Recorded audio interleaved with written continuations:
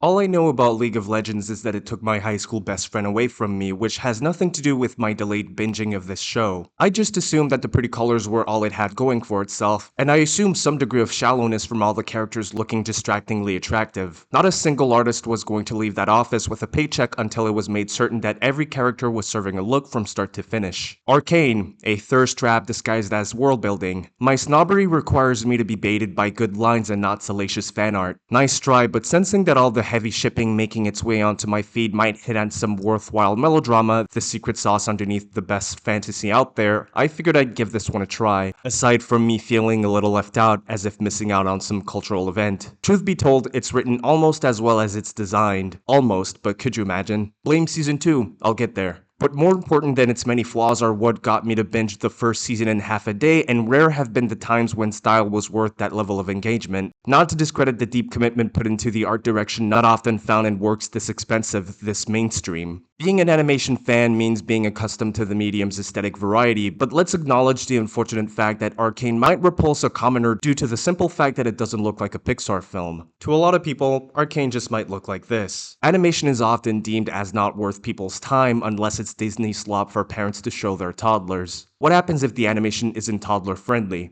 What then? Most people would rather be caught dead than be spotted watching a cartoon without a kid for pretext. I wouldn't mind the viewpoint as much if it wasn't what hindered more art like Arcane being put out with expensive mediocrity getting a premium pass. The Mario movie could have been twice as hackneyed and would have been just as successful. The reason behind Arcane's success needs to be studied because I think we just got ourselves the gold standard of video game adaptation. I'd guess a factor would be not having the luxury of not trying, or to rely on the relatively niche IP's popularity. How about using the medium for experimentation instead? How about bringing something new to the table? How about having something new to say, and using League of Legends out of all things to say it? The Mario movie wasn't bad because it wasn't some deconstructive critique of our social structures. It was bad because it was lazy, something Arcane couldn't risk being. Personally, I'm gonna blame the many costly cases of style over substance for me being initially turned off by this. The crazier, the more opulent the looks, the more hollow the narrative, the characters, the writing, the text. I'm tired. Kingsglaive. What's Kingsglaive? Exactly. Why would Arcane be like Kingsglaive? They keep gassing Arcane. Kingsglaive was merely a whisper, a cough into the high fantasy media sphere. Kingsglaive, based on this practically immortal game franchise, was pretty much forgotten at the moment of dispatch. Meanwhile, Arcane, based on a more niche game, earned its praise worldwide beyond its fandom of origin. Show him how it's done. I guess some credit should be given to Netflix for being the biggest door through which animated boldness can better pass through than in theaters. Now I see you thinking about Spider-Verse. Remember that it's a Spider-Man film first and foremost, which guaranteed it some widespread attention by default. It also needed to be visually distinct to better justify the choice to turn to animation, being one of the few comic book movies doing so. Spider-Verse looking like Frozen would have been a historical L. There was no other way.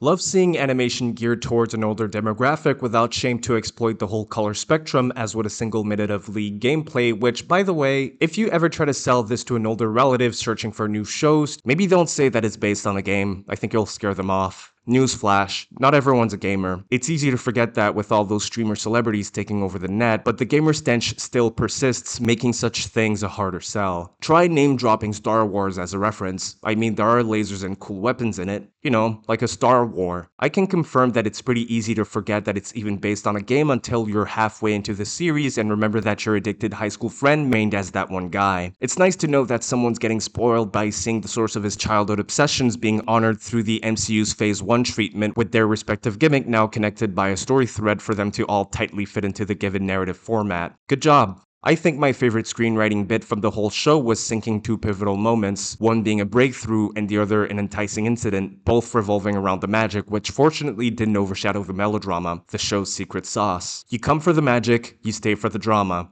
It's always the drama, and thank goodness for there not being this quip quota to hinder on the emotional distances the show was able to reach. Also, how else were themes of childhood grief, drug addiction, suicide ideation, poverty, marginality, class warfare, and oppression fit as well into this angsty, clumsy, yet honest fruit punch of an essay that is Arcane. Legends speak of the few writers capable of perfectly mixing dark themes with levity, and I'd rather not see Arcane's writing team failing in the attempt, alienating its audience as a result. Subtlety? A real hindrance, this one. It might get in the way of you getting a point across. Better to have a character literally scribble out their demons onto the lens with fluorescent crayons, bringing back the Harley Quinn filter in action with a story to tell this time. It all radiates a theater kid's pent-up emotions. Less subtle than that, and it's a musical, which it technically is, depending on who you ask. Me being accompanied by a designated rock band to sonorize my feelings every time my mental health hits a new low for my imaginary audience might be cringe, but it'd be worth it. Millennial cringe, to be exact. Relish in the purity of a young teen who hasn't yet been corrupted by irony's poison. It just wants to be understood. Everyone's giving out the vocal performances of their lives because they're all so broken inside and can't afford a therapist. Might as well get paid to let it all out through fiction. I'd lie if I denied feeling a bit of catharsis of seeing some of my deepest feelings given steroids and personified via storytelling. No wonder why everyone sims for Jinx. Not only is she a walking character design masterclass like most of the cast, but it's also hard not to be charmed by the walking intrusive thought we'd all wish to see cast into the world, accidentally becoming a symbol of rebellion in the process. Nearly happened to me once. Gotta give it to the League of Legends show for risking using action figures to do social commentary and then wait until the final arc to be honest with itself and admit that it mostly just wanted to play with action figures, which is fine. You just almost had us in the first half. Can't lie. You had me with the whole commentary on corruption, the curse of ambition, the sister drama. You might as well at least put all the tricks in the bag to humanize every single antagonist for triple the drama, whether it's by having them be part of the oppressed faction or have them be related to the MC. It's complicated. You make them hot. You emphasize their upbringing. You give them dimension. You make them hot.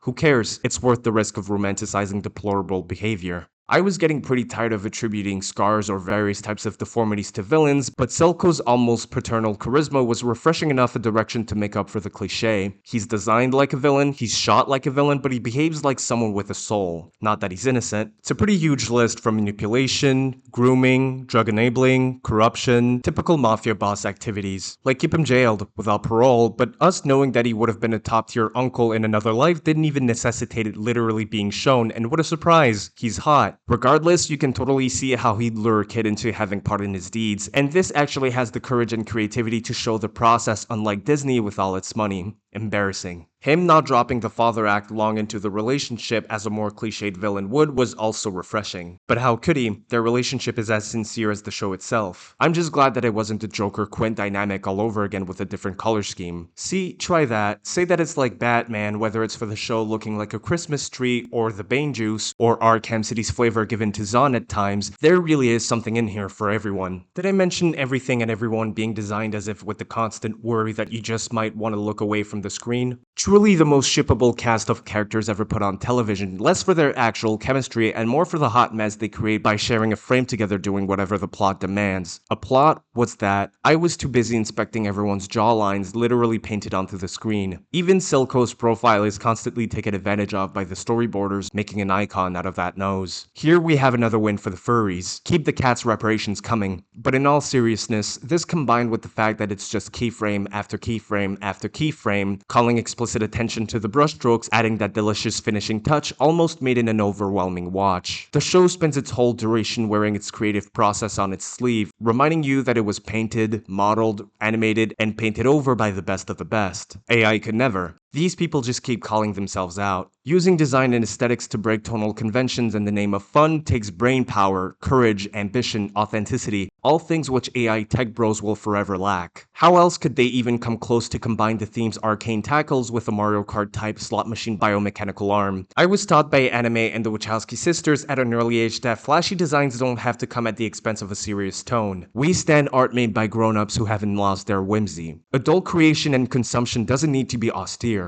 This just might be the closest we've ever gotten to something directed by the ArtStation website for its aesthetic and tonal versatility. That alone makes it worth supporting despite its flaws. I didn't need a documentary to convince me that the show was made with a care to avoid as many death threats from a rabid fanbase. It's all in the receipts, printed onto all the overt directional choices, distancing it from being another Kingsglaive, mostly by grounding itself with some emotional relatability. If one thing started to get on my nerves, it was this animance of slipping in those deep lines into the script, not at all coming off as an exchange's natural progression as an attempt to illustrate someone's intellect. Like, we get it, Victor. Your galaxy brain is too large to be contained, but now I'm believing that if one thing could have used use some subtlety, it was you. Maybe going full ex machina this late into the story prevented those flaws from corrupting more of the show. If I were to sum it up, Season 1 was Infinity War, being an impressive juggling of several groups of characters spread across the narrative landscape with a ballsy ending, and Season 2 is Endgame, semi-successfully closing all the story threads, prioritizing spectacle over character writing for epicness' sake. Also, time travel ex machina. Even if the show turned into what I initially assumed it to be, meaning putting all of its eggs into the aesthetic basket, it was at least worth it, with the show having gotten to the point where it had nothing else to prove, only needing to dump all of its remaining Netflix revenue onto some of the craziest audiovisual displays of magic ever shown on TV. I was pleased by some interesting VFX direction established early on for the light show not to be reducible to various particle effects as taught by the MCU School of Magic. The titular Arcane had a look, it had a sound, it's a thing of beauty, and witnessing the increasing ambition with which its phenomenon were presented as the season went on was something to behold. Think Spider-Verse but magic. A magical show. It's not made for everyone, but everyone should watch it mainly for what it represents for the medium. It's a chance for people to be exposed to something they don't even know they like. I'm calling myself out for criticizing people over skipping this for being animated, meanwhile I was gonna skip it for reasons purely based on snobbish assumptions. Glad I fought my way out of that attitude to spread the word. Something doesn't need to be perfect to be given a chance, to be loved. Perfection is a direction, and seeking only for things that seem the closest to it might further prevent us from ever reaching it. Sounds like something Victor would say.